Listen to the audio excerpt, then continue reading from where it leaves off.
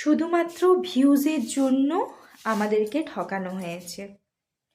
এত এত মানুষের ভালোবাসা পাচ্ছিল, তো মিথ্যে কথা বলার কি দরকার? অলরেডি ওদের এত কন্টেন্ট আছে, তো সেটাকে ইস্যু বানিয়ে আমার মনে হয় না উচিত হয়েছে।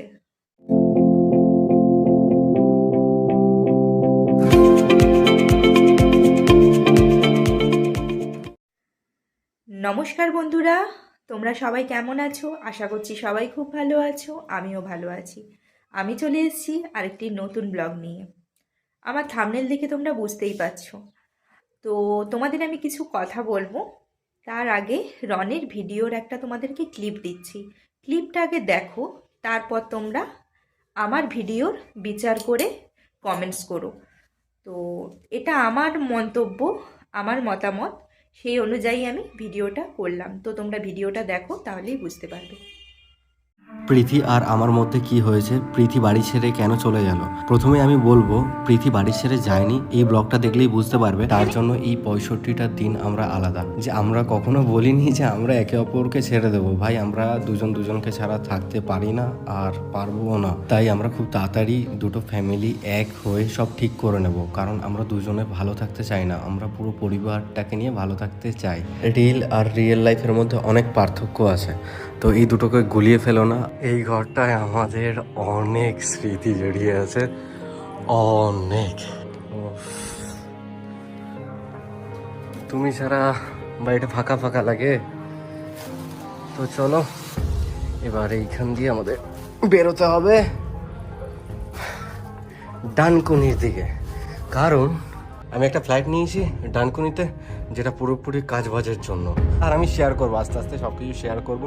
অনেক দিন ভিডিও করি না, ভিডিও দিয়ে বাইরে 6 দিয়ে 7 মাস আগে যখন ইউটিউব চ্যানেলটা হ্যাক হয়, তো তখন দিয়ে আমি বংবাজারের পিছনে খাটি একটা অ্যাপ রেডি করি বংবাজার নামে, যেটা তোমরা প্লে স্টোর অ্যাপ স্টোরে পেয়ে যাবে। আর ইনস্টল করে দেখে নিও কি ব্যাপারটা। তো সেটা এখন রেডি, আস্তে আস্তে এটাকে আরও ভালো করতে হবে, এটাই হচ্ছে আমার স্বপ্ন।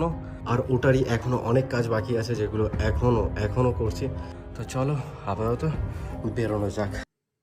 ওয়েল বন্ধুরা, ভিডিওটা দেখে তোমাদের কি মনে হয়েছে জানি না, তবে আমার এটাই মনে হয়েছে যে কোনো দরকার ছিল না। ঝগড়া প্রত্যেক মানুষের মধ্যেই হয়, আর ব্যস্ত প্রত্যেকটা মানুষই। হাজবেন্ড ওয়াইফের মধ্যে ঝগড়া হবে, এটা কমন জিনিস, তোমাদের প্রত্যেকেরই হয়, আমারও হয়।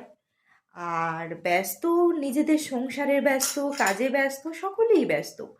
তা বললে রন যেটা ব্যস্ততার অজুহাত বা বিজনেসের অজুহাত দিয়ে দেখাচ্ছে যে আমি আর প্রীতি আলাদা হয়ে আছি, মানে রন আর প্রীতি আলাদা হয়ে আছে, এটা সম্পূর্ণ ভিউজের জন্য।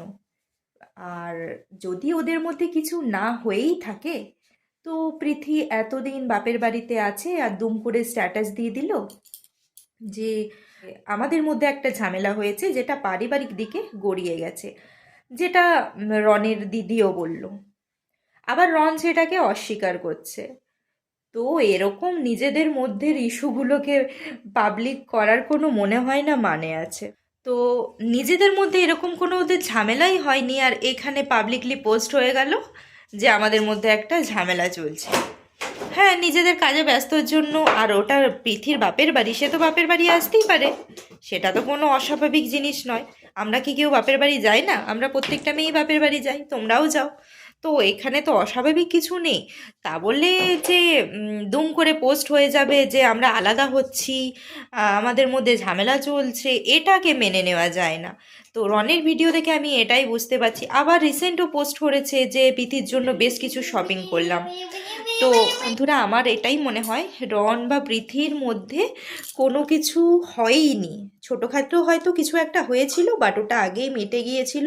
ওরা জাস্ট ভিউজ পাওয়ার জন্য আমাদের সকলকে ঠকিয়েছে। তো এটা রন, প্রীতি আর এটা রনের দিদি দীপিকা, তিনজনে মিলেই এটা আমাদেরকে ঠকিয়েছে, এটা আমার মত। কারণ রনের ভিডিও দেখে এটাই বোঝা যাচ্ছে।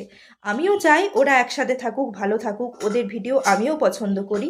তা বলে এটা নয় যে মানুষ ঠকিয়ে। তো মানুষ ঠকানো আমি একেবারেই পছন্দ করি না।